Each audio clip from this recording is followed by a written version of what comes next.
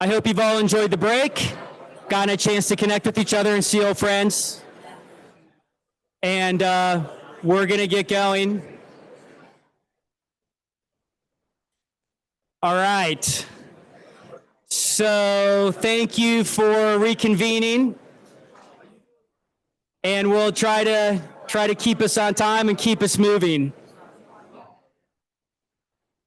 So that was already a fascinating set of conversations. It's such a pleasure to hear from Commissioner Tootin, Commissioner Salmon, Professor Krakoff. Thank you for joining us as well. It's been a wonderful morning already, and it's now my distinct pleasure to introduce the Governor of Colorado, Mr. Jared Polis. So, Governor, thank you for joining us here at Colorado Law School.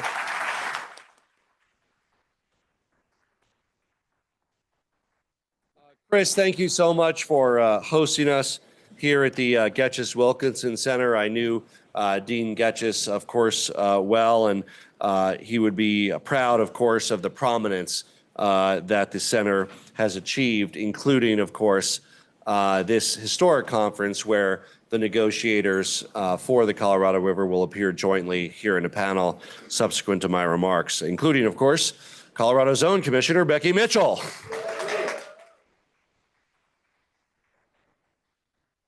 And we know that all of the, although some of the other states laughing back there, I don't know, but all of the basin representatives, of course, share the goal of achieving a good outcome. In Colorado, we really value innovation, collaboration, and hard work, and we know that by working together, sometimes thinking out of the box, we can find bold solutions to our complex challenges we face, and that's exactly what is occurring here today, and why convenings and gatherings like this one are so important.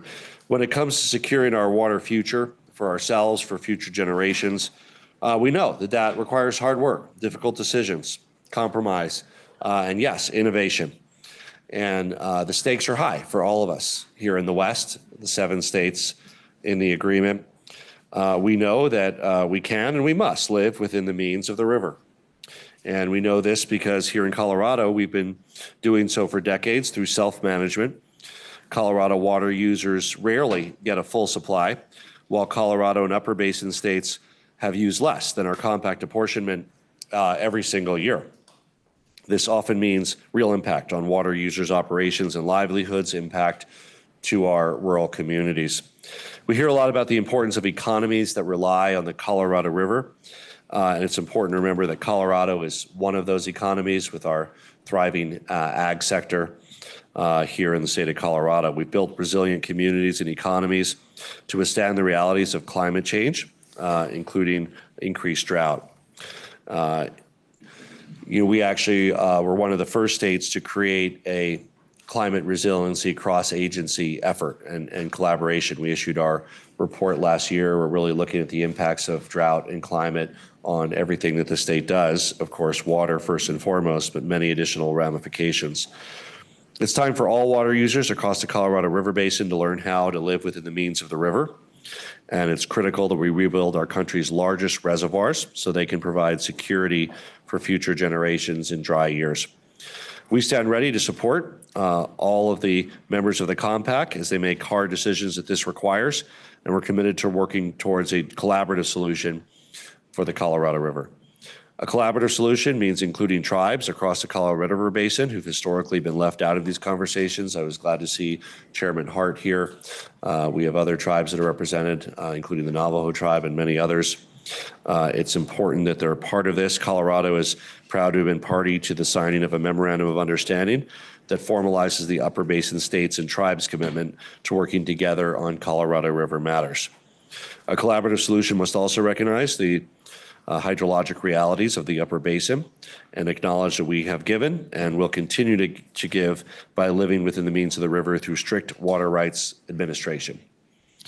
In Colorado, we're making investments as well to back up our commitments. This year, we've invested $220 million into water projects and implementation of the visionary Colorado Water Plan that was begun under my predecessor, now Senator John Hickenlooper, and updated in my administration. We've created the Turf Replacement Grant Program to enable the replacement of thirsty turf with water-efficient, climate-appropriate landscapes. And this has been a wildly popular program that's catalyzing a Colorado scaping movement in communities across our state. At the state level, we're also doing our best to lead by example. I signed an executive order that directs our state agencies to integrate water-wise landscaping and Colorado scaping for the development and redevelopment of state facilities and preventing the installation of water-wasting non-functional turf. And this is very much integrated into all of our site plans with regard to all of the agencies of the state, our 31,000 employees, the many buildings and campuses that we operate. I also work to create an urban landscape transformation task force that's looking at additional ways to support water-wise practices. We've dedicated funding to drought resilience planning and water efficiency efforts, including education and outreach and technical assistance for communities. We've made major investments in the protection and restoration of forests and watersheds that all of us in the Colorado River Basin depend on. We're building on the historic investments we've made in critical water projects across the state, including a ballot initiative referral this year with regard to excess gaming revenue, sports gaming revenue that can be used for water projects that I'm optimistic the voters will approve. And of course, we've aligned our state to maximize the investment that we can receive under the Bipartisan Infrastructure and Inflation Reduction Act. A number of other fiscal things that we've also done. We've also successfully moved forward with a number of housing reforms that encourage more water-efficient housing, more affordable housing closer to job centers, rather than less water-efficient exurban sprawl. We've also we're a state that homeowners associations are more than a third of homeowners in our state. So we made sure that HOAs cannot prevent water-wise landscaping for homeowners. So homeowners that want to be this part of the solution, even if they're among the third or so of homeowners that are part of an HOA, can and should not only be not prevented from being part of the water solution, but frankly should be encouraged for being part of the water solution. So HOAs will not be able to prevent water-wise landscaping and also fire-efficient materials, fire prevention materials as well. We're also advancing tools for stream flow restoration, agricultural water protection, clean energy development, while reducing financial barriers for the Southern Ute Indian tribe and the Ute Mountain Ute tribe to implement critical water projects of their own as well to access water. We also just last week, Colorado became the first state to stand up the dredge and fill permitting program, the first state in the country since the Sackett decision. I appreciate the contributions of the Getches-Wilkinson Center and University of Colorado to the work that has been approved by the legislature and that I signed last week. Because as you know, the Sackett decision left many water bodies in the West without protection under the Clean Water Act. And we were thrilled to be able to fill that void through a thoughtful approach that I signed last week. And of course, that new law will help Colorado protect our streams and wetlands to ensure clean and reliable water is available for communities and the environments that they depend on. At the same time, we know that to secure a water future for all of us who rely on the Colorado River Basin, we need to work together and compromise and innovate. I'm confident that our Colorado River team, led by Commissioner Mitchell, will lead us towards that compromise. It's very exciting for both the Getches-Wilkinson Center as well as University of Colorado and our state to be able to host the Colorado River commissioners here, and you'll be hearing from them shortly in a very rare joint appearance, which is, of course, historic and important and really sets a positive tone of collaboration for the work ahead. We're doing this work to build a future for ourselves, for future generations to come, for our economy, for our way of life. And I'm very optimistic that a strong and sustainable and prosperous future is ahead, thanks in large part to your work here around water, the lifeblood of the West. And I know that under these auspices of the Getches-Wilkinson Center and the University of Colorado, we hope to do everything we can to further the discussion and collaboration and understanding to really address some of the vexing issues that we face with regard to the future of water in the West in the Colorado River Basin. Thank you.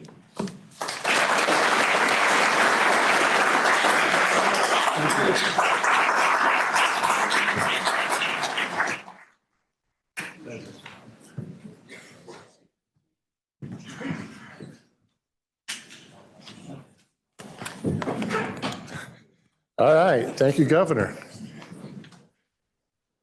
I'm told that a crisis developed during the last break that I'd like to address. Apparently, we ran out of coffee. We've sent a student across the street to Starbucks to buy more coffee. So, you know, we're problem solvers here. In that spirit, you can't really have a conference like this without having a panel of the state principals. So that's what we're going to do now. We had all 7 state principals for a couple minutes, and then Brandon got ill, and so then he went home. So we will have 6 of 7. And, you know, in the tradition of how this works, things will be assigned to Brandon now that he's not here. So I look forward to seeing how that plays out. But one of the beauties of this panel is that I don't have to do it. I'm going to hand it over to Shannon Mullane, who many of you know is a journalist with the Colorado Sun. I'm a big fan of Shannon's. For so many years, there just wasn't a lot of really good journalism about the Colorado River, and that's really changed in the last a couple of years, and Shannon's a big part of it. And so I've asked her if she would take on the heavy lift of running this panel, and she agreed. And so in the spirit of being cooperative, I'll get out of your way. And the panelists for this, the state, you know who you are. Tom, come on down. Tom, come on down. JB, Becky, I see Estevan, Jean, John. That looks like a full house. Do you need anything else from me? No. I'll be over here. Off I'm off the, okay. Thank you.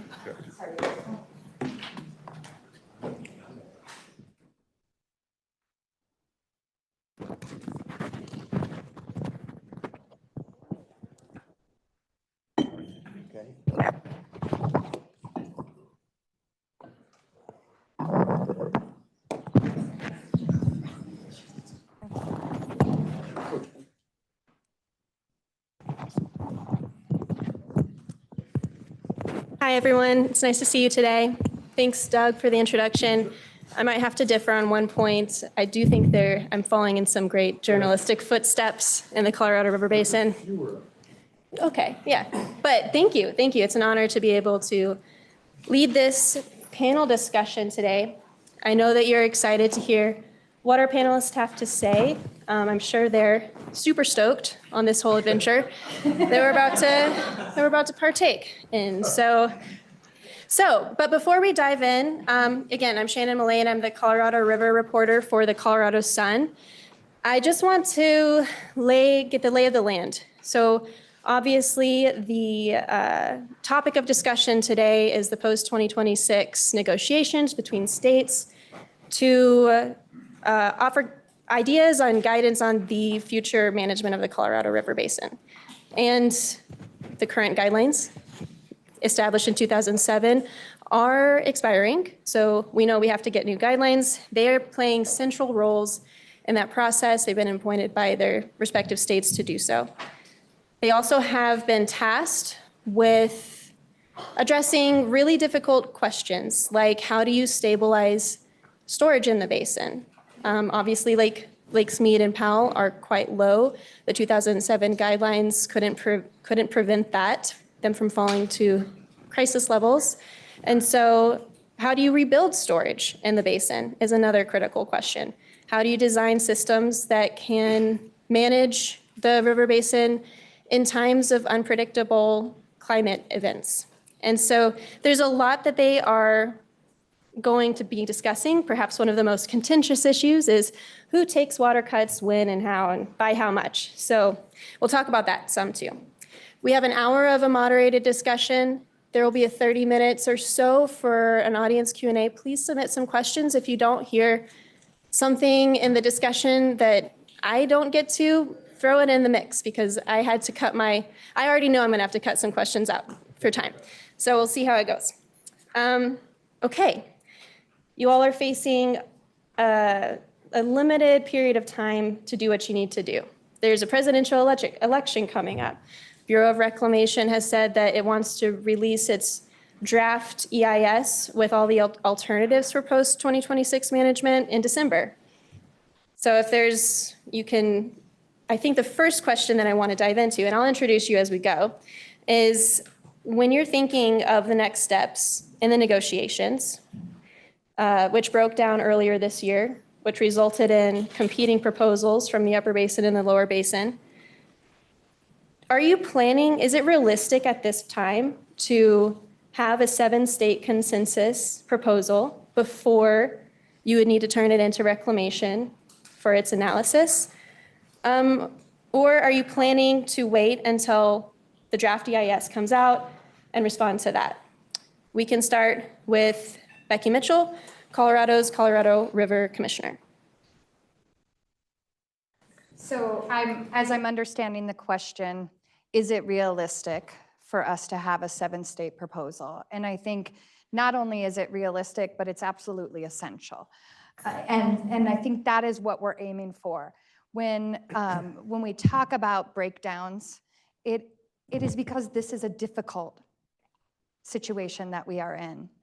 And I've often spoken about the fears that we have. And while there is concern over maybe competing proposals, I think there's a lot of similarities and some real opportunities within those two proposals.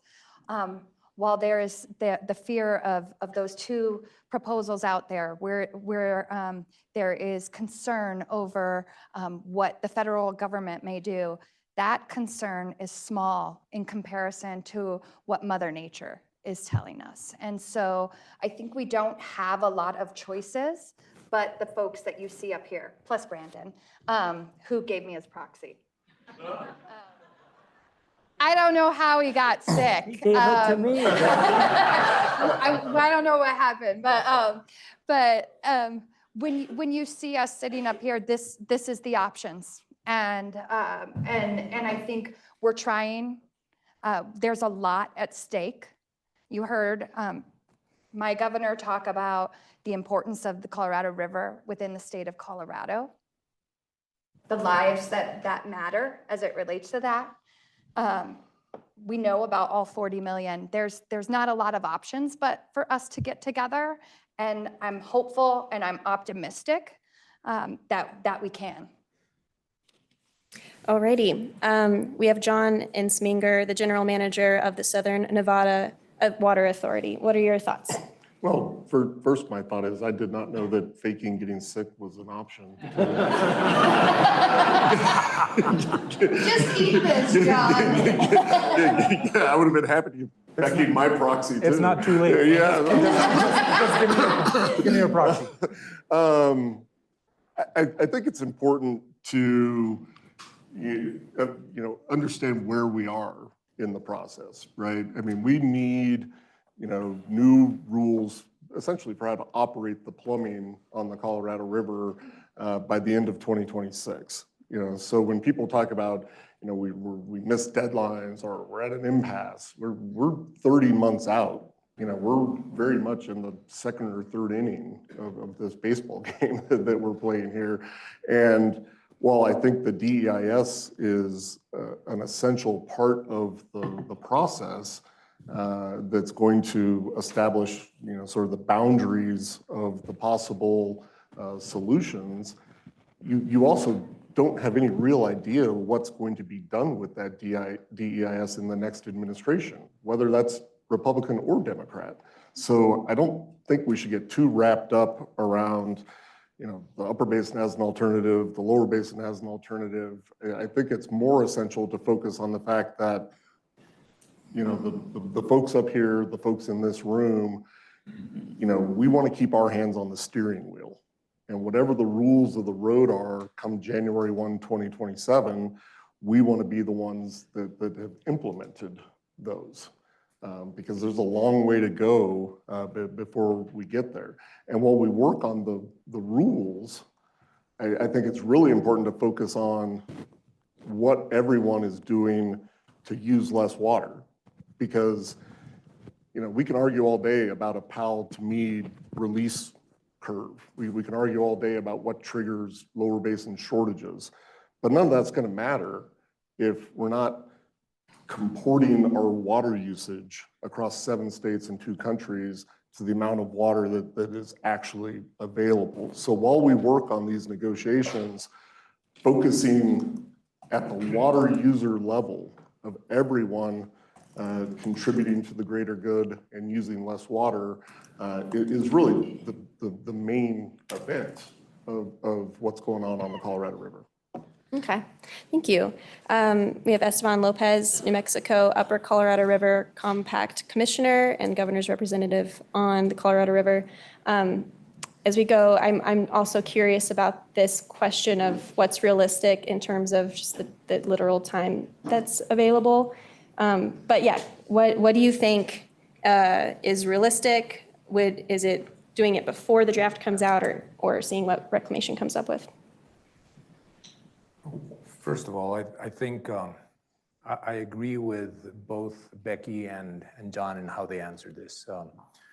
One, it's essential that we keep working towards a consensus amongst us.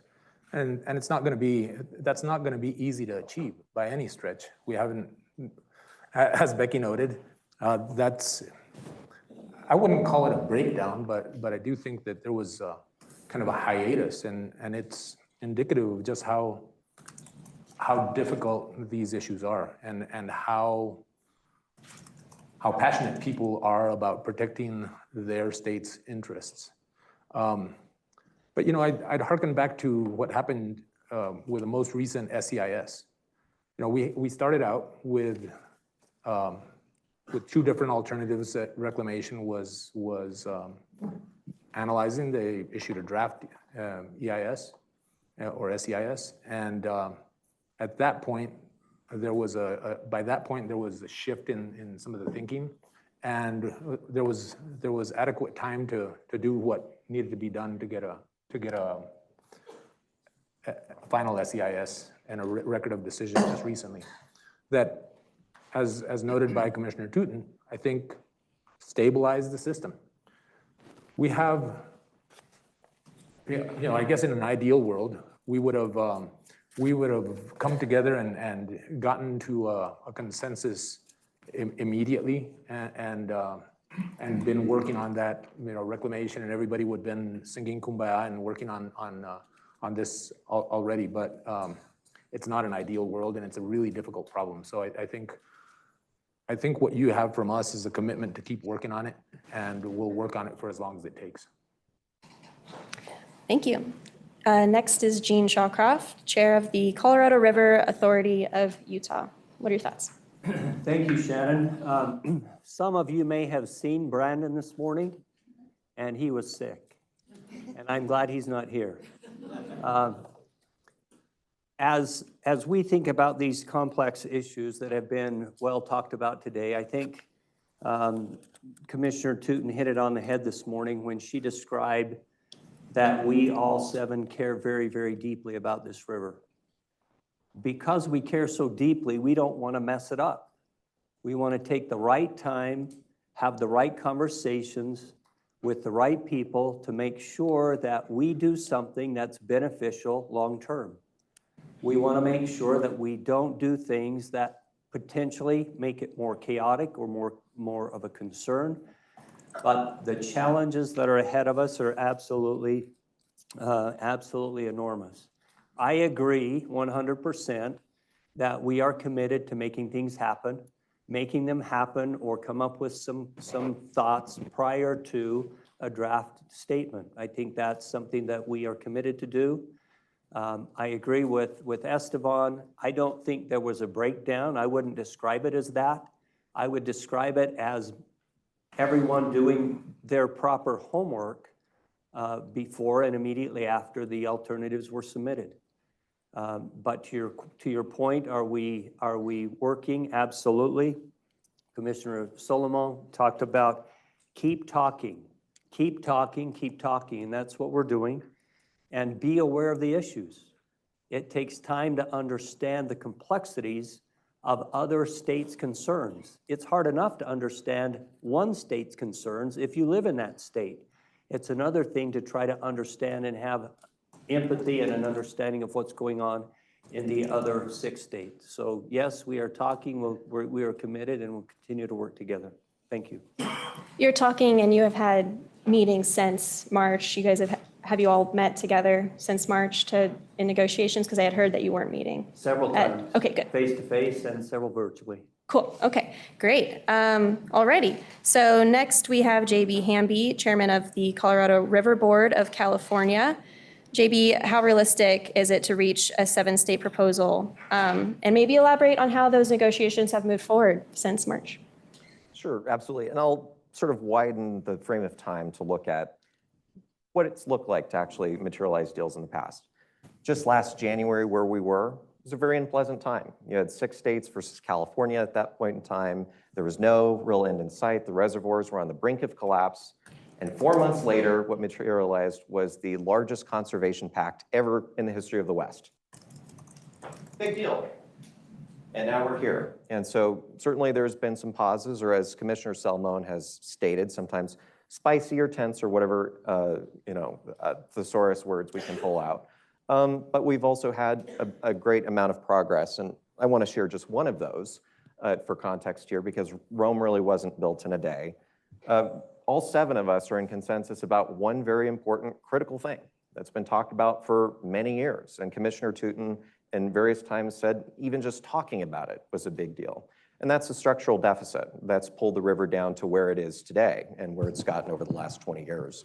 So the fact that we have a 7-state consensus to exceed that structural deficit, come up with a plan to reduce by 1.5 million acre-feet a year, not just resolving the structural deficit, but rebuilding storage gradually, that's a huge deal as well.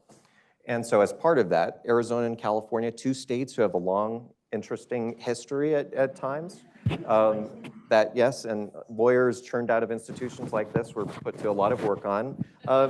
We've gone beyond that and pulled out the technical folks and other agencies within our respective states to be able to materialize the largest chunk of that 1.5 million acre-feet. That's been a collaborative process, fits and starts throughout the way.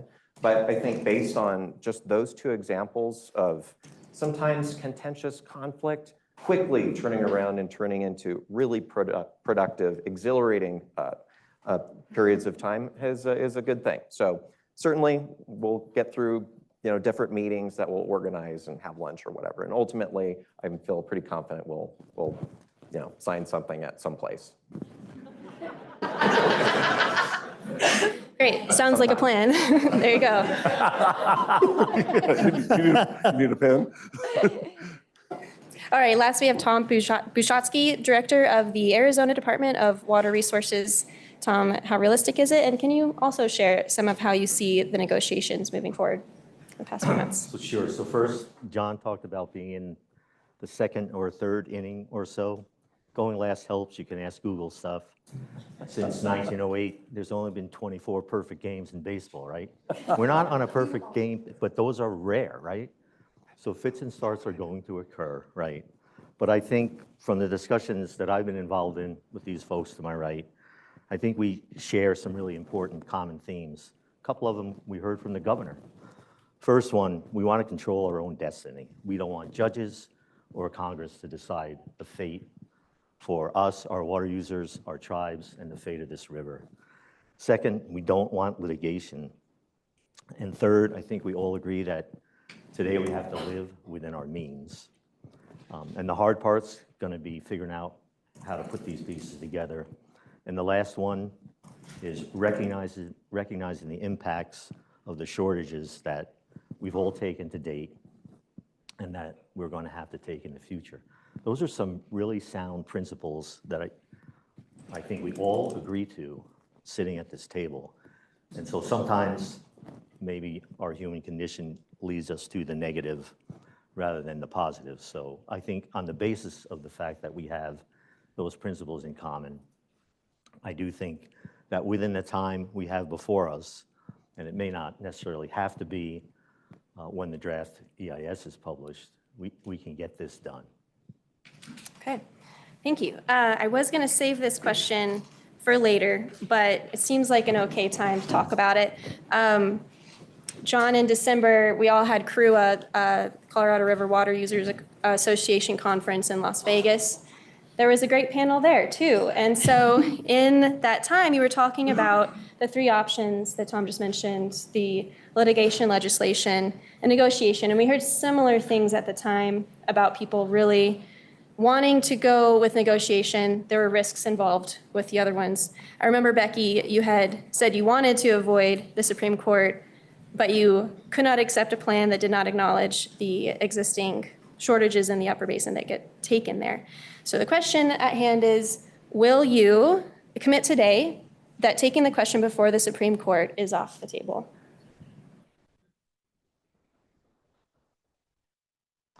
You don't, it's not just a question for you, it is, everyone can pitch in for this. I don't think the six of us decide that question. Tell me more. Because, I mean, look, I work for 12 elected officials, right? If I can negotiate a good enough deal for Nevada to sign on to, which in essence reduces our compact allocation under, 85% of the hydrologic scenarios, then, we'll sign on to that. If this negotiated process fails and the federal government tries to unilaterally impose on Nevada something we believe to be unreasonable, then we reserve our options to defend ourselves. Anyone else want to chime in? I'm interested in hearing from everyone. I'm in the same place as John. I work directly for one elected official, but I think you all know that in DCP and in other circumstances, I have to go to 90 legislators as well. So John, can I trade places? You can have 12. I'll take 12. But again, if the record of decision says, 2 days every 120 years, Tom. Sorry, Arizona, your 2.8 million feet gone under the record of decision. What do you think we're going to do? Say, thank you very much, Commissioner? I don't think that's going to be the outcome. So same as John, we have to assess the outcome, and we reserve the right as well to be there if we have to. Yes, Estevan. I think that's the wrong question. Cool. We shouldn't be asked to set that aside. That's actually the lever that gets us to move. Okay. None of us wants to go there, but that is the lever that we have to get it to make sure that everyone understands what the risk is and stays away from those really risky positions. And I think like the others, that's not a decision that we will make. At the very least, we're going to make a recommendation. And you've heard from all of us already how none of us think that's a good idea. But we have to preserve that lever. That is what will make opportunities for us to adjust course. And if I could just add on to that, it's always been the lever, right? I mean, we got the 07 guidelines done because Secretary Norton, in May 2005, pointed a gun at us and said, you do it or I will, right? We got DCP done because Commissioner Berman, stood up at Caesars and said, close isn't done, and if you don't get it done, I will. That the threat of that, either unilateral federal anvil hanging over you or deciding we're no longer the humans that are in charge of making these decisions. We're going to turn it over to humans in black robes to make these decisions. That's always been there and always will be there. So I agree with Estevan that I don't think it's the right question because nobody can guarantee, that that's off the table forever. But our job is to not let it get there. Jean, I think you seem like you have something to add, and maybe we can also elaborate what those risks look like for folks as we go. I agree that it is the wrong question. That is not, we're not doing this to avoid that. We're doing this to make the system better, to find a way that we can all rely on the river. One of the things that former commissioner from Wyoming, Pat, told me after he spent many, many years around this table, when I started in this role, I spent some time with him, and asked him what advice he had for me. And part of his advice was no matter what you agree to at the table, you have to take it home and sell it to your people. And if we can't do that, then that, to John's point, it's not our decision where that goes. It's our responsibility to put something together that makes the system better. And I think that's what we're committed to. JB and Becky? Litigation is a really bad option. We shouldn't choose it. I look often in one of the libraries, Imperial Irrigation District, and there's a 45-volume set of the transcripts of Arizona versus California. Filed in 1952, court didn't close that until like 2006. Is that what we really want? At least when we have our troubles or spicy periods or whatever, we can hit the reset button and meet again and move on. If we commit to the litigation path, that sounds very exciting for maybe some users throughout the basin. Just one example in the past was California, who actively during that period of time wanted the Congress to, or asked the Congress to go to the Supreme Court and have that be adjudicated by the court until it finally did happen. Turned out very different than what California initially expected. So that would be, I think, a cautionary tale for anyone who thinks litigation is a good option today. Get ready to be totally surprised by whatever the outcome might be, because it's not as certain as some water users might think it is. So that is the absolute last and worst option on the table, and there's a reason we have interim guidelines. We're not trying to define what the permanent future of the river is, but we're incrementally making those fixes. And what we've already conceptually agreed to, making this 1.5 million acre foot a year reduction, makes massive strides in fixing this problem we've seen for a long time, building a buffer against climate change. And if we spend a fraction of the effort you would in a Supreme Court case and actually trying to work something out that makes sense for a certain duration period of time, that works out pretty well. All right, thank you. Becky? I agree with all these gentlemen. But I do think that being out there is part of the reason why we're able to sit here. And I think it's important to remember that is that a worst case scenario, that is definitely in the worst case scenario. We have things that we cannot accept. Every single state has that. Every single state has a responsibility to their water users within their state. And so, yes, that is out there, but that is the worst case scenario, and it's why we're able to be here. Alrighty, well, thank you. Thank you for outlining that. We can kind of continue just the discussion of the negotiations at a high level. I think that's a good way to dive in at a high level, but I want to talk a little bit about these proposals that you all released earlier this year. I want to make sure that we're talking to a lot of experts and a general audience. So let's try and make it as clear as possible. I know y'all could talk about this for hours probably. But can you, and I'm going to give this question to one person to Estevan for the Upper Basin proposal and to John for the Lower Basin proposal. Can you explain how your proposal works at a high level and how it will rebuild storage in the basin? We can start maybe with Estevan. Thanks for that question.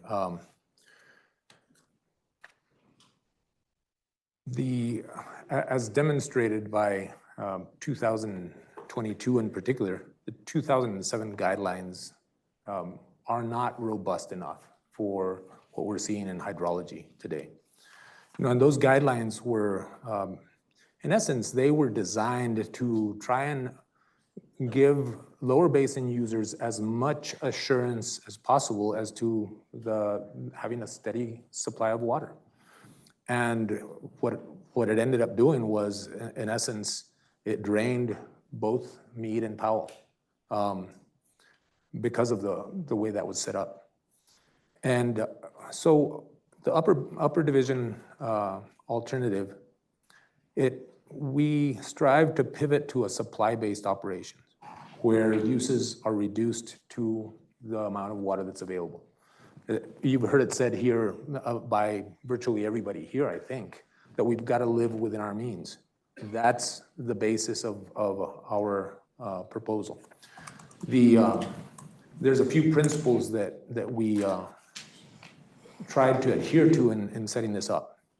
One, we wanted to assure that it was consistent with the law of the river as we understand it. And we understand that there's a lot of different perspectives as to exactly what the law of the river is, and probably a lot of different interpretations about that as well. But we also wanted to reduce the risk of depleting supplies in both Lakes Mead and Powell. We want to make use of the best available science. We know more today about what to expect from climate change than we did in 2007, way more. And but we still don't know. We still don't know exactly what's going to come at us. We've got to use the best available science. It has to be based on hydrology. It has to be focused based on hydrology. It has to address the supply and demand imbalance. And right off the bat, I think the lower basins recognition of the structural deficit, their commitment to reduce uses by 1.5 in most circumstances, that is huge, absolutely huge. And you know, that's an element of our a common element, I guess, of both proposals. We feel it's imperative, whether it's explicit in the alternative or implicit in how it's the rationale behind it, it's imperative that there be recognition of the supply or the hydrologic shortages that the upper basin users face every single year. Even in years of lower basin surplus, there are upper basin users that are being shorted on certain tributaries. And we want to avoid anything that might, where the behavior of water users might affect the operation of the reservoirs. That was something that came to pass under the 2007 guidelines. So just to describe give a general description of the alternative.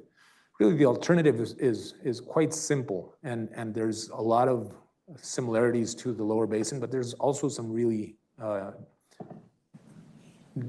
big differences. The alternative is really defined by two curves. The first one is a Powell release curve. And in our case, the upper division states, our alternative is based on the releases out of Powell will be determined based on the content in Lake Powell only. We're not going to look at the other reservoirs. We feel that's a sufficient and a good indicator of the health of the system. And we tried not to, in the spirit of trying to build back storage in the reservoirs, we start the maximum releases, except for in dam safety operations or flood control operations, the maximum that we suggest should be released out of there is 9 million acre feet per year. And as the reservoir drops, we reduce the amount of releases out of Lake Powell, such that when we're approximately 20 feet above the penstocks where we might have physical limitations on being able to move water through the reservoir, at that point, we've reduced releases to 6 million acre feet. That's our curve. It's just a very simple curve with a couple of inflection points. And that 6 million may not be sufficient. It may be that in certain hydrologies, even that's not going to stabilize the system, at which point I think it will fall on the Secretary of Interior, on the Commissioner of Reclamation, to make a decision to release even less than that. But that's our release curve. The second curve is the curve that guides reductions in use. And those reductions are based, in our alternative, those reductions are based on the combined content of Lake Powell and Lake Mead only. Those are the two largest reservoirs in the nation, far larger than anything else on the system. And they are we feel they are adequate and very good indicators of the health of the system overall. We don't think that we gain much at all by looking at the other reservoirs that the lower basin proposal looks at. They've included the content of 7 reservoirs.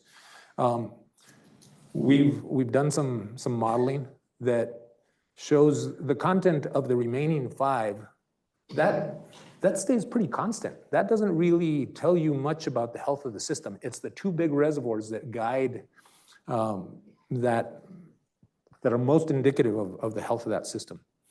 I'm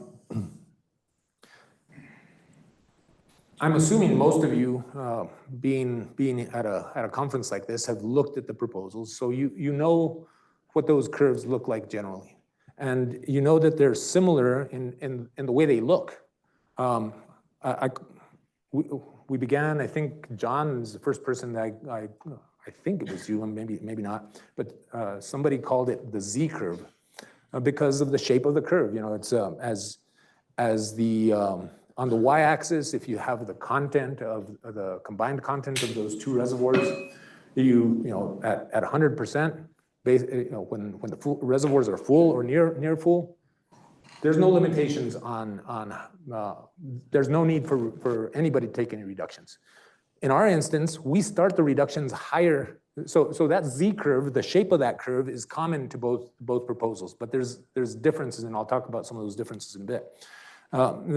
In our proposal, we start the reductions when the content of the combined content of Meade and Powell reach 90%. We start, and quickly, by the time it gets down to 70%, we are at that static portion of that Z curve where the lower basin has committed to cut 1.5 million acre feet of use.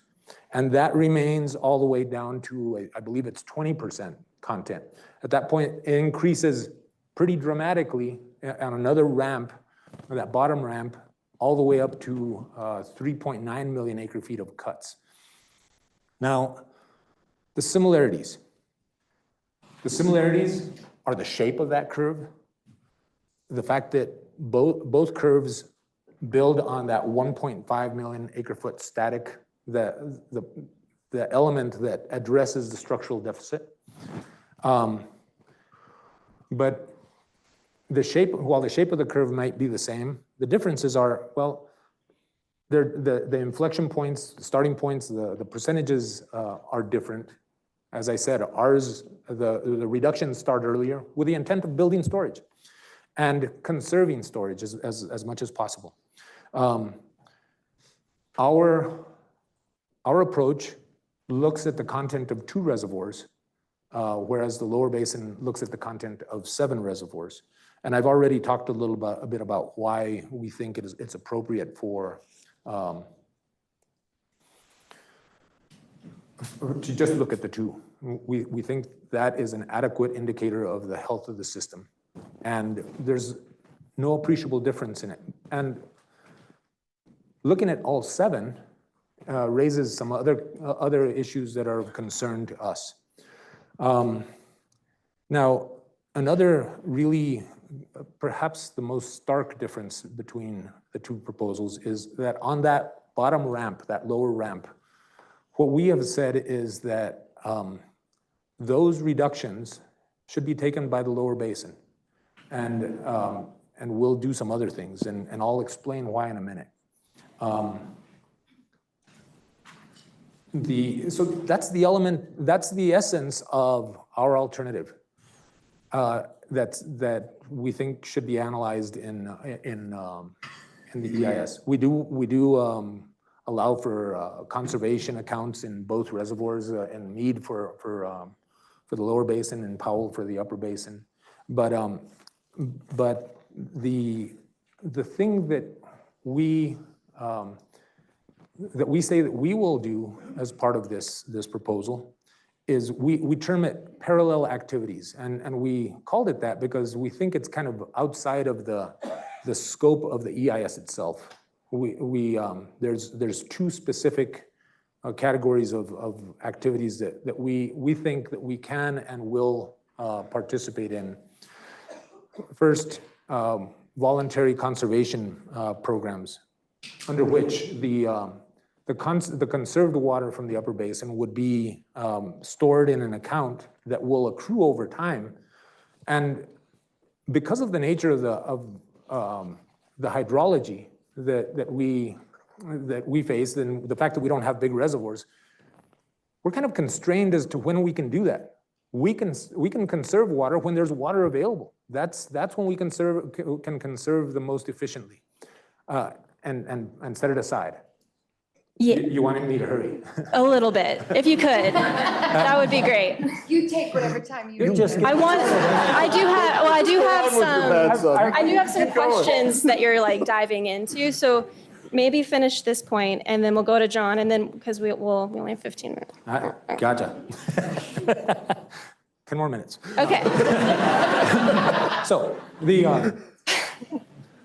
the second parallel activity is releases and, importantly, recovery from the upper initial units. That is Flaming Gorge, Blue Mesa, and Navajo reservoirs, as was done in 21 and 22, I believe. We've got experience in that.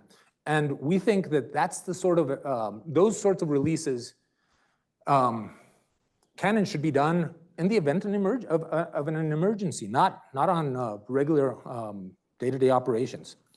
So just one final set of points that I want to make. I said I would explain why we think that the lower basin should take the cuts. The reason is this. The lower basin, we have really different starting points. The lower basin today, because of the structural deficit and other things, they're using more than the compact apportionment.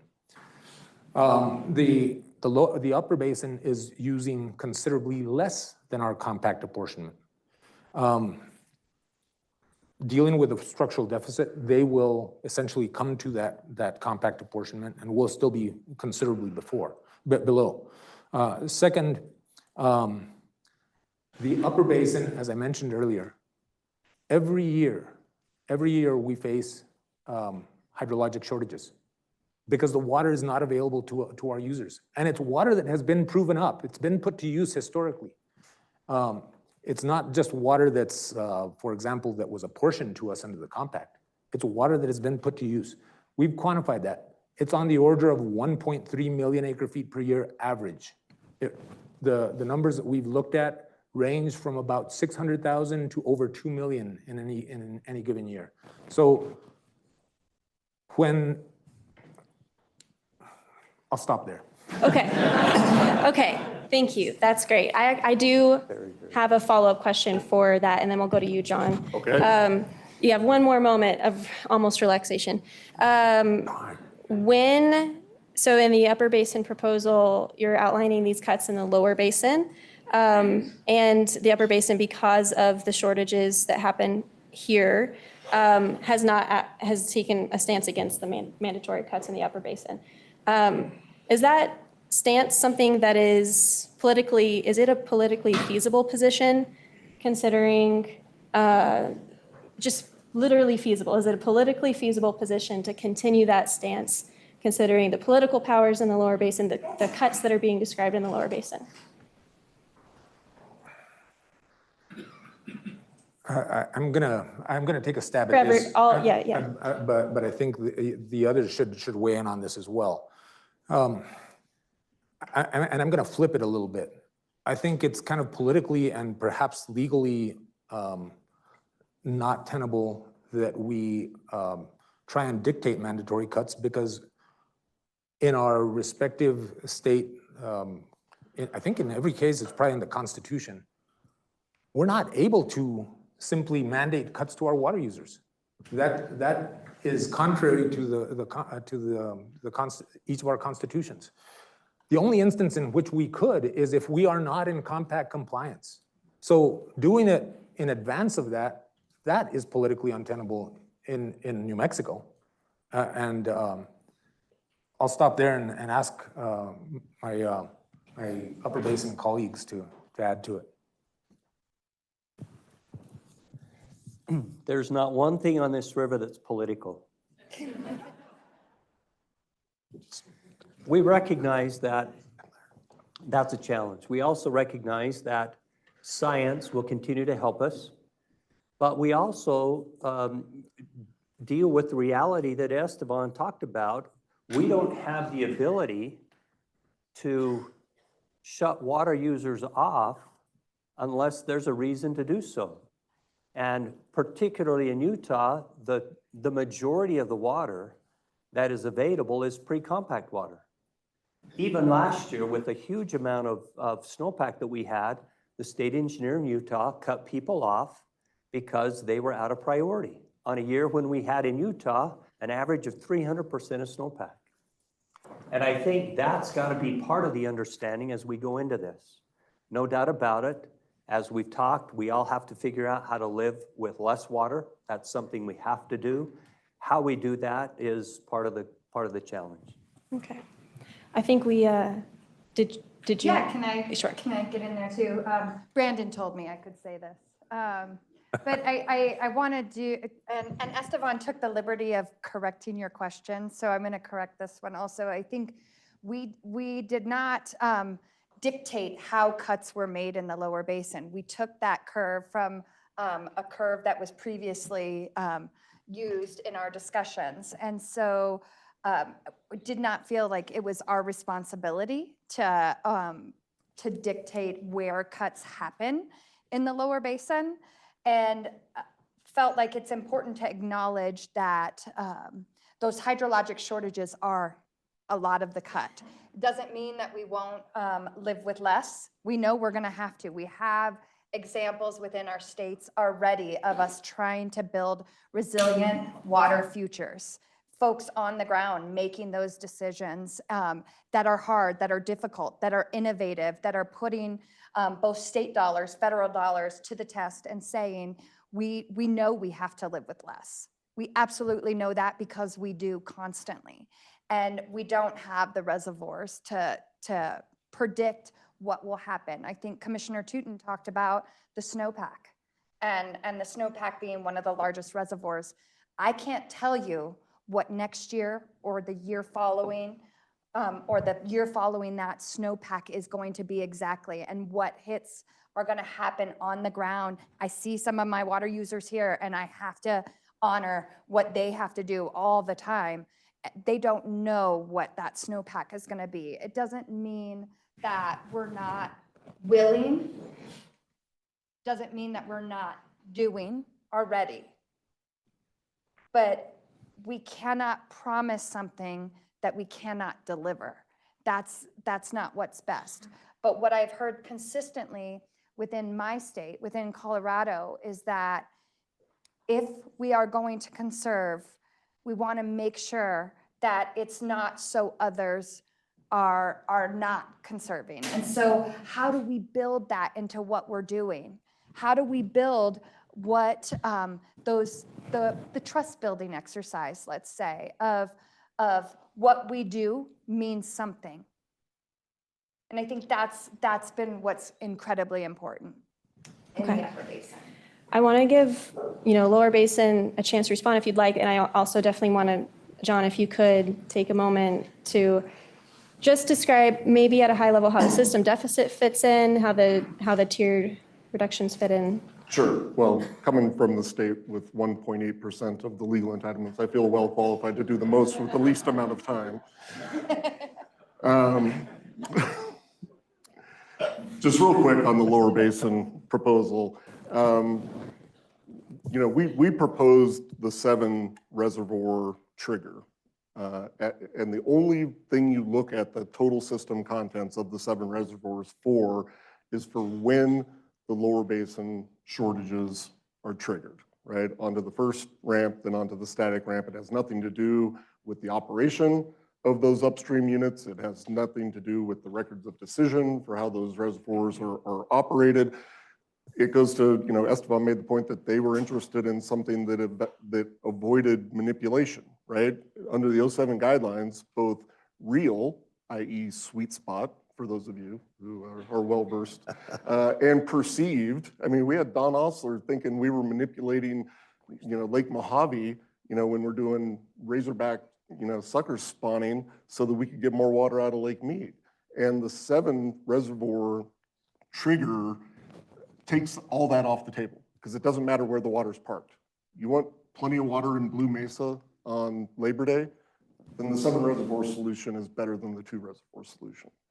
So as just an agnostic, if you were landing from Mars, looking at how do you decide how much less the lower basin uses, we thought the 7 reservoir solution was a sound proxy for how to do that. Second, Meade-Powell releases. We tried in good faith to address the hydrologic shortage concern in the upper basin by looking at the 3-year average of what the upper basin has actually used. And if they're using less, that's obviously because of bad hydrology, and you would release less from Powell to Meade when it's lower. And if they're using more, that means the river's healthier, and Powell should be able to release more to Meade. Turn into the 1.5. If we successfully implement the 1.5, first of all, the structural deficit is 1.3. So there's an extra 200,000 acre feet built into that to address climate change and rebuilding reservoir capacity.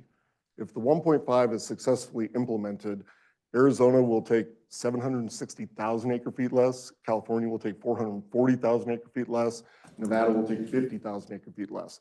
All 7 states will be using less than their compact entitlements. So this idea that the upper basin is being asked to sacrifice so that the lower basin can use more than our compact entitlements is belied by the math that is within the lower basin proposal. We believe that once the 1.5 is implemented, once we have solved the structural deficit, once we have made the first down payment of 200,000 acre feet on climate change and adaptation to a warmer, drier future, that after that, when all 7 states are using less than their compact entitlements, that adapting to anything bigger than the 1.5 in reductions becomes a 7-state and 2-country obligation to get this river into equilibrium.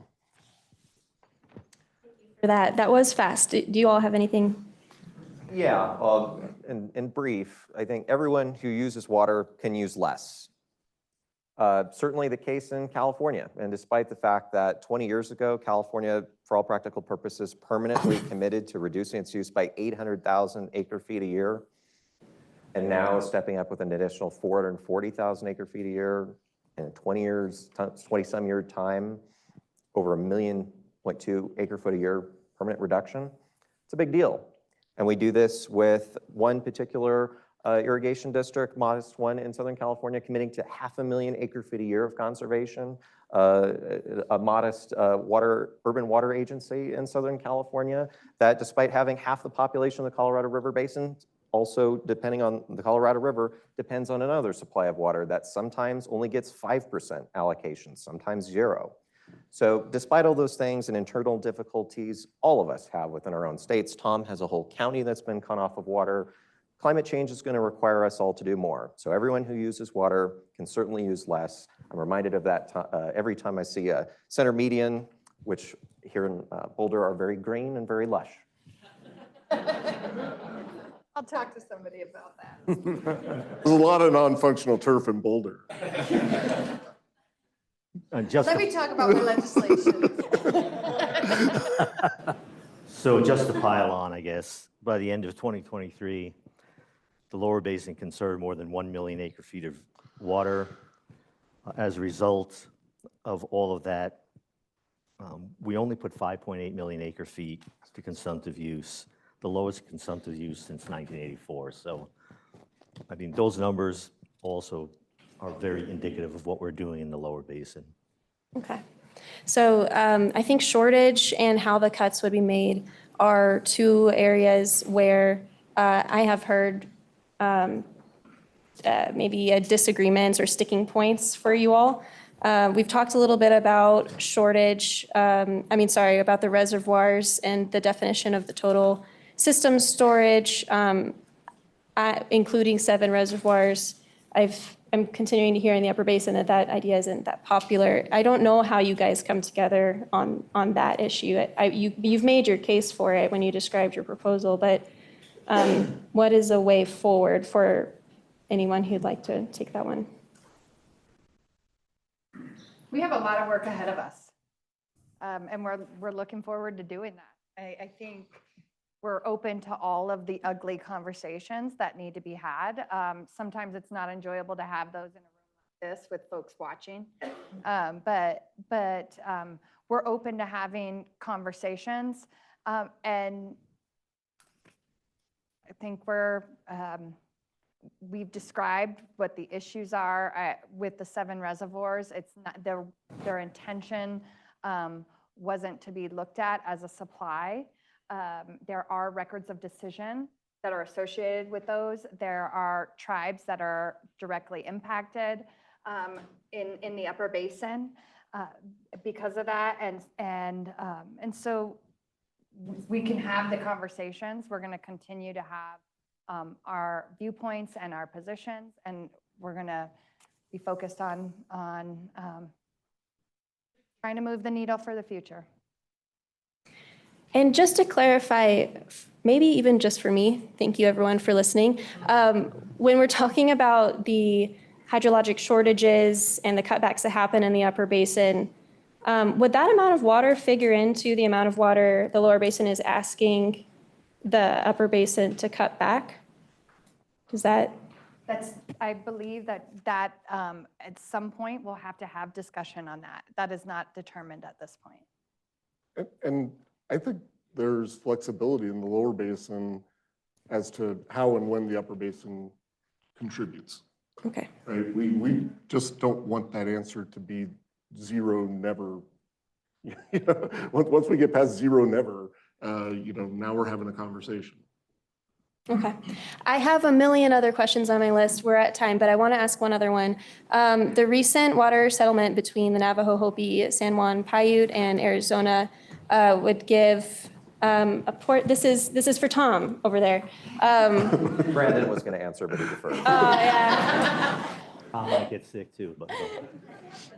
Well, Tom, so it would give a portion of Arizona's water that is the Upper Basin portion to 2 tribes and allow them to use that water in the Lower Basin. So I was wondering, Tom, could you just explain, I mean, this is like a huge settlement.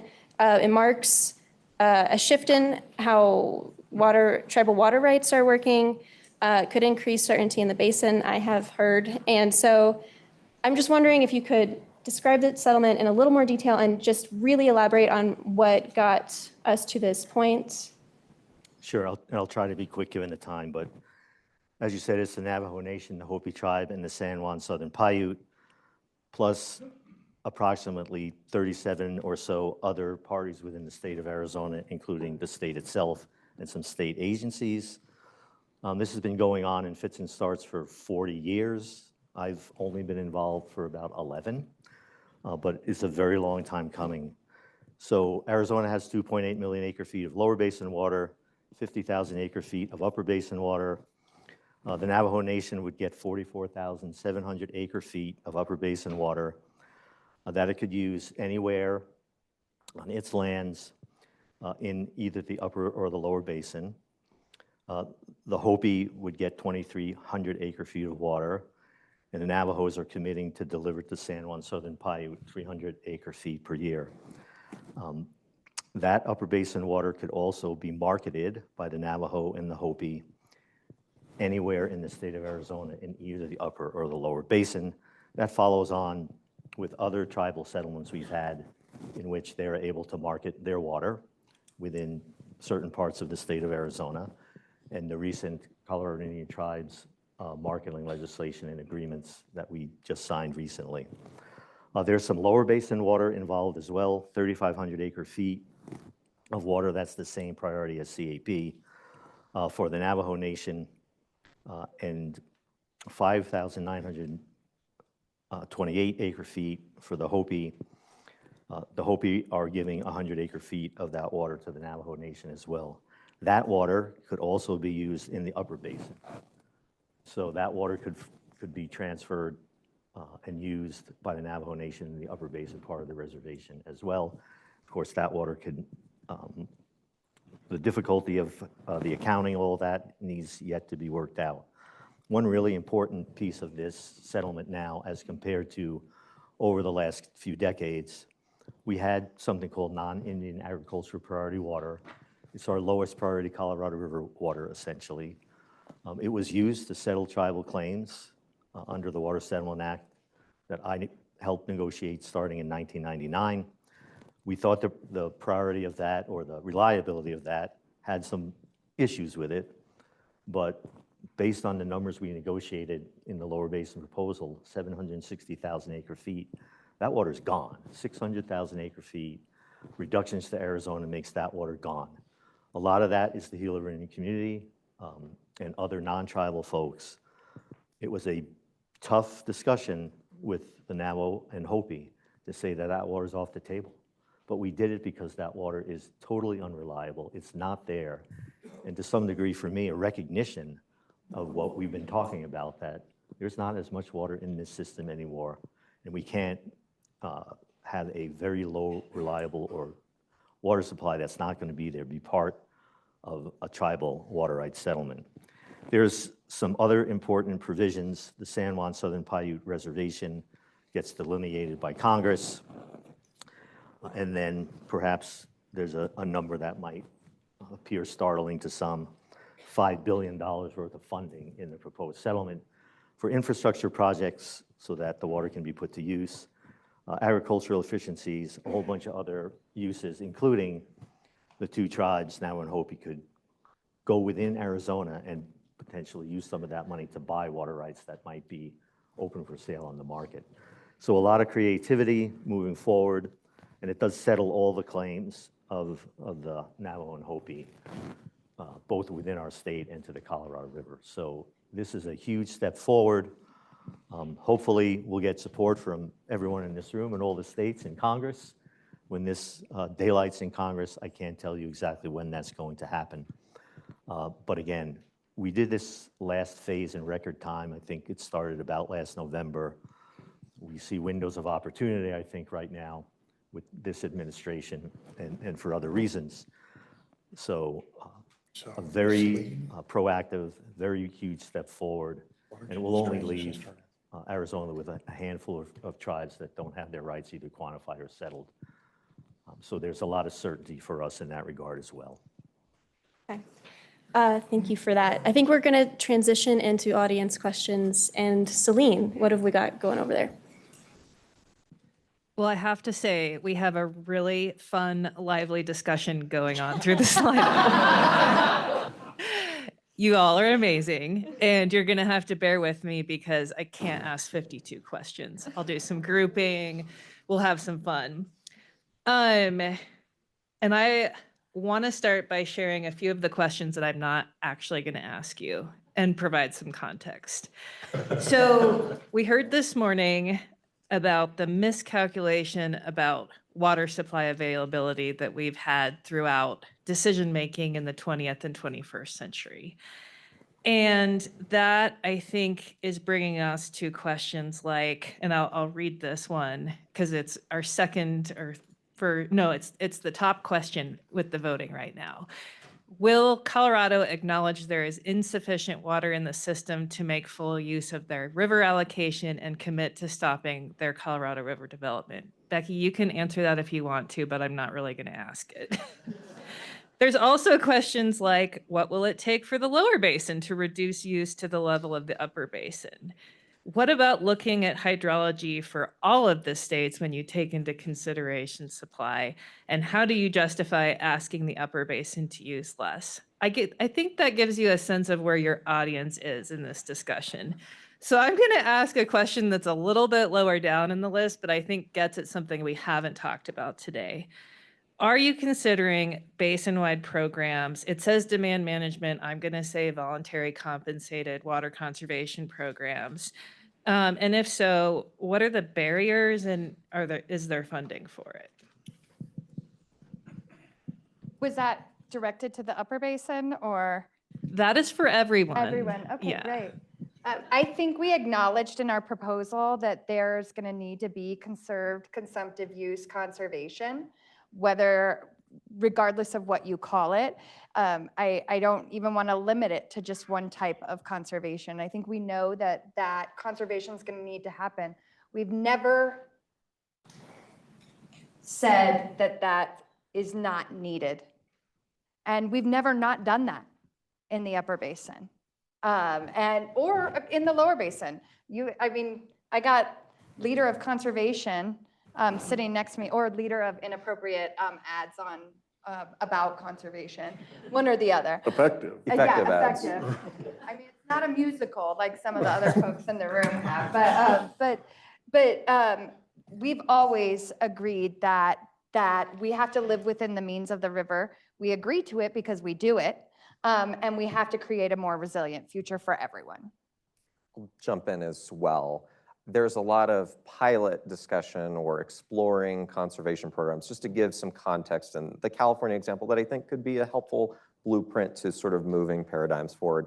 In California, last year in October 2023 marked the 20-year anniversary of the Quantification Settlement Agreement, 800,000 acre-feet a year effort to reduce use overnight.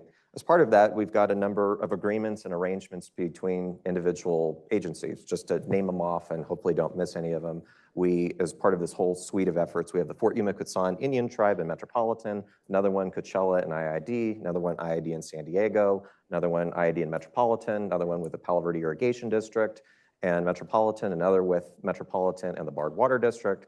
So these are all robust programs that have either been added onto over time, been around for the last 20 years, or even predated that.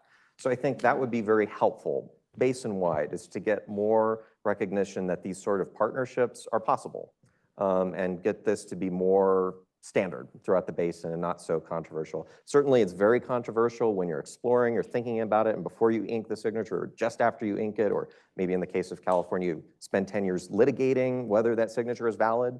But once you get over that hump and actually start implementing these programs, opportunities emerge, and in many of these cases, you have folks who really enjoy these programs, want to augment these programs, rejigger these programs. So I think that there's a lot of great examples in California that have become standardized over the last 20 years, and we'd be happy to share that blueprint with our other 6 Basin State friends and 2 in Mexico. So I'll just add again, an annual number for 2023. Our drought contingency plan contributions, which was basically a cut, 192,000 acre-feet. Shortage reductions and DCP contribution in total, 512,000 acre-feet. Yet with that 512,000 acre-foot cut, we still had water users come forth, tribes, cities, industry, et cetera, to put another 592,000 acre-feet on the table on the compensated conservation program. I'd love to see that move forward out into the future, but I see it's going to be a combination of cuts in these conservation programs where we can find the funding. And if the cuts get too deep, people who put the water on the table voluntarily won't have the water to put on the table. So it's a zero-sum game. But I think absolutely there's a role moving forward for those programs. Shannon, I might just jump in, and I think everyone's aware, but I want to just make sure that people understand the complexity of these kinds of programs, particularly in the Upper Basin, because last year with SCPP, we were able to enter agreements with a number of entities, individuals for the most part, and were able to reduce use by about 30,000 acre-feet. Well, 30,000 out of 11, 12, 13 million reservoir or river isn't a lot. But the point is that was done, and it gave us an expectation of what we might be able to do. This year, we've actually doubled that number, about 120 participants, and yet at the same time, it takes a tremendous amount of effort to save a quantity of water that's not, relatively speaking, all that huge. But what it's done is it's helped us understand what capacity or what capability we might have in the Upper Basin. It's not like we can contract with one individual for tens of thousands of acre-feet, maybe hundreds of acre-feet. 1,000 acre-foot reduction for some folks is basically their farm that year. And so I think we need to be realistic that there is no doubt we are and will continue to be involved in these conservation programs. But what's the real expectation of what we can get out of them? I think that's part of what we really need to understand and recognize that there isn't a silver bullet to water conservation activities.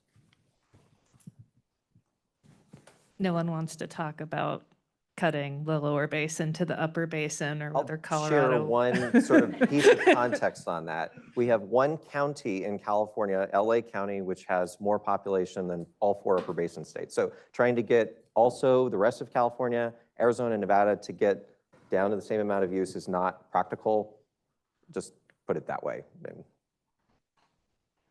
Great, we can move on. So I would say there are a ton of questions about the role of tribal nations in the basin. And I want to provide a little bit of context and a little bit of gratitude to this group for your work on this. I think we are all well aware that it has been a year of really rapid change since we were together last year. And I'm thinking about the initiation of the federal state tribal dialogue that we heard about this morning and the MOU that was signed in the Upper Basin with the tribal nations. We've also seen an increase in Indigenous leadership on your state boards, and we have seen changes in how you are all communicating with tribal nations within your states.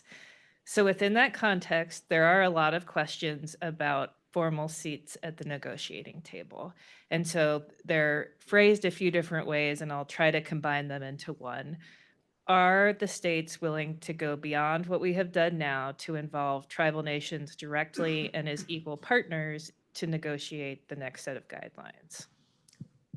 I'll jump in because I think this is really a reclamation thing. We up here are looked at when we get put on these panels for whatever reason as the 7 people to determine the future of the river.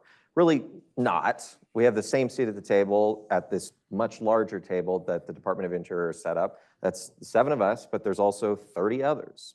And then you've got the federal government running the NEPA process, which considers everybody equally, whether you're a state representative, an irrigation district, a tribe, urban water agency, a member of the public, everybody's comments get evaluated equally. And ultimately, that's a reclamation interior decision about how that goes. Certainly, I think, as you've mentioned, there's much more tribal engagement. In our case in California, we've had our first tribal representative ever on the Colorado River Board, President Joaquin, who's in the back there, if he wave his hand around there. But certainly not all states are equal. We have one tribe that's located really entirely all in our state. We also have our friends at the Colorado River Indian Tribe that we interact with as well, but certainly things are different. And Tom has, well, I don't know how many, what was your number? We have 22 federally recognized tribes. In our Arizona Reconsultation Committee public process, we now have 5 tribal members. When we had that process, and it was called the steering committee then, that we used to deliver the drought contingency plan in 2019, we had 3, so we're expanding there. We're also relying on the 38 sovereigns process. And indicative of my governor, Governor Hobbs' commitment to the tribes, about a month ago, I hired a full-time tribal liaison. For those tribes who haven't been contacted yet, he is going to be reaching out to each tribe, and he and I are going to do meetings with every tribe, going to their place to talk to them. So we have different layers here, and not equating tribe sovereignty to lots of different layers, but the top layer for me is what Camille talked about earlier, the commissioner saying, I talk to these folks on a regular basis, and then it's me and the 2 people from the lower basin sitting together, and then these people, and then the water users. And it's these concentric circles. There's not a table. There never has been. There's opportunity for everyone to participate in a very meaningful way. Can I respond Yeah. on this? I think it's no secret that tribal engagement's been a priority of mine since appointed in the role as a commissioner. And so the MOU was a step towards that as the Upper Basin. My priority and focus is obviously going to be on the 2 Ute tribes that are within Colorado, the Southern Ute and the Ute Mountain Ute. I may be in a little bit of an easier situation than Tom because both of those tribes have settled water rights. That is a benefit that they are settled. However, there's still much of that is undeveloped. And that is the part that I have to be focused on as I look and represent and stand with those tribes specifically as Colorado's representative. And so there is work to do with that. Currently, they're not able to access their undeveloped tribal water. And there's things that are burdening and are in the way, one of them being a first use issue. And we're going to continue to push and push and push on that so that their settled rights can be acknowledged. And so we all have a responsibility. Tom has an incredibly difficult job. My priority is to focus on the Ute Mountain Ute and the Southern Ute and the Upper Basin tribes and acknowledge that federal government is that federal trustee and in all of these cases, and our responsibility is to stand with. May I weigh in just a little bit? When we had the signing ceremony for the MOU in Chama, what was it, a month ago or thereabouts, a bit more? I think it was Lorelei Cloud that very directly asked us if we were open to more robust participation. She was probably more direct than that. You know, I think she said, "Can we get a seat at the table?" or something to that effect. And the answer that I think each of us gave was some variation of the following: we're all open to continuing to work and increase the participation of them, but it's not a simple task. You know, we're working within the context of the compacts that are federal legislation, state legislation. Opening up any one of those things, even for you know, how you, for example, a commission operates, is, you know, it's fraught with difficulties. And so anyway, we absolutely have to find better ways of engaging. We're just starting on this path. We're open to it. We have to. The tribes control and have a lot of water that they have been making available to make solutions possible. In some instances, they're not able to get their own water, as Becky has said, and we also have a responsibility to them to help them get some of that water. Again, recognizing we're not going to be the primary decision makers, but we need to move in that direction. Shannon, I just want to add that I'm very, very thrilled that each of the Upper Division states and each of the Upper Division tribes have signed the MOU. When we started this process a year and a half, almost 2 years ago, we didn't know where it was going to go. We didn't know how many sessions we would have. We didn't know what the end result would be. Are we there to where we need to be? Absolutely not. But have we made a lot of progress? I would say absolutely. And so I'm thrilled to let everyone know that all of the Upper Division tribes and states signed the MOU and look forward to continued cooperation and communication. Thanks. All right. So I'm going to turn us to the questions in here about the river as a living river, what we're doing to protect and restore ecosystems within the decisions that you all are making. So can you share with us how you're thinking about your responsibilities to make sure that the decisions about the guidelines are going to protect and restore ecosystems at the same time? I'll jump in first here. So there's the Multi-Species Conservation Program, which has been an effective program run for a number of years here. California has taken an eager effort to try and expand that program in advance of post-2026. We're evaluating an opportunity in the Southern Palo Verde Valley. It's a several thousand acre site that we'd like to establish some deep water habitat in for a number of the endangered species that are covered within that. So that's an exciting opportunity. Our Wildlife Conservation Board in California just approved, I think, $10 million or something to cover part of that acquisition in addition to the other contributions with the MSCP parties. So I think that's a really big, important component here, trying to move forward and actually build habitat that birds and Mexican garter snakes and bats and the other critters that hang out in the lower Colorado River can enjoy. Salton sea is also critically important in California. 400 plus varieties of birds and other species migrate through the Salton Sea and enjoy it. We have some other critical, interesting issues with some other endangered species that exist at the Salton Sea. So there's a commitment equally to conservation, both of water and species that enjoy this region. Does anyone want to add? So I'll just add, and without getting into too many specific projects, the commissioner was just in Yuma for funding for a wetland there. But more importantly, from my view, our proposal, the way it protects Lake Powell and allows for the releases from Powell to Mead, protects the Grand Canyon. In 2021, the spring, there were projections of Deadpool at Lake Powell, right? And when I got on media interviews and said that means potentially no water through the Grand Canyon, there were not a lot of happy people in the state of Arizona when I was saying that. Nevertheless, that was projected if you go to Deadpool. The reduction of our use in the lower basin, and by virtue of that, you're going to have less water flowing out of Lake Mead, and we're going to have to do programs to address those impacts. But overall, I think the proposal on its face gives that environmental protection that I think you're asking about. I would just add that there's a whole lot more flexibility for environmental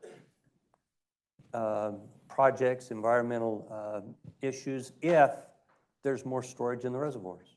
And I think both of the proposals include more storage in the reservoirs. And so not that we would ever determine how that water is used to benefit the ecosystem, but having more water to use obviously is a huge benefit. Anyone else? I'll just, I agree with kind of what Tom's premise. I think that kind of, what we're doing here is going to undergird our ability to sustain water for water users, for the environment, for everything. But part of the question, I think, had to do with process. You know, how are we trying to assure that these proposals adequately address those things? Well, that's part of the EIS. The EIS itself it's going to analyze each one of these proposals and assess how they do relative to one another. And then, you know, there's obviously some decision-making that has to happen after that, but the process itself is designed to help assure that that we're looking at those sorts of things. I agree with much of what was said. And again, the best thing that we can do for the environment is first and foremost to live within the means of the river. And I think everyone up here has committed to that. And I think one of the ways that we do that is move from a demand-based operations to a supply-based operations. And that's one of the better things that we can do.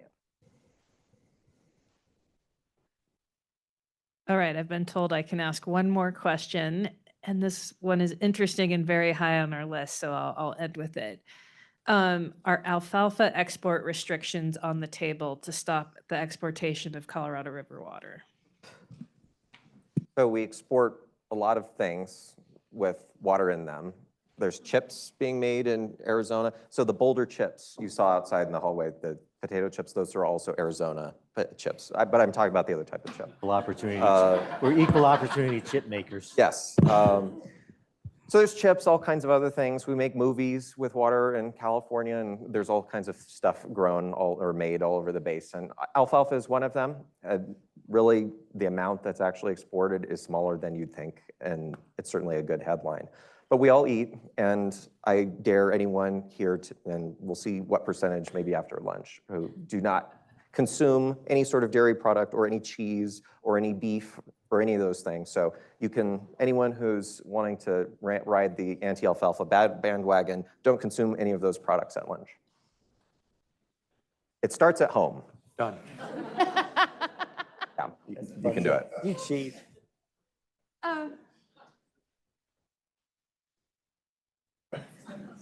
I want to say something, but I'm not going to. That's the first time that's ever happened. Are you sure? You can. We have time. Just disconnect your mic. Hold on. We have 3 minutes. Let's do it, Becky. No, I was just saying, we're not all powerful. Like, we don't have control of all public policy as much as people think we do, but I'd like to. I have some great ideas, but I mean, we're trying. That's it.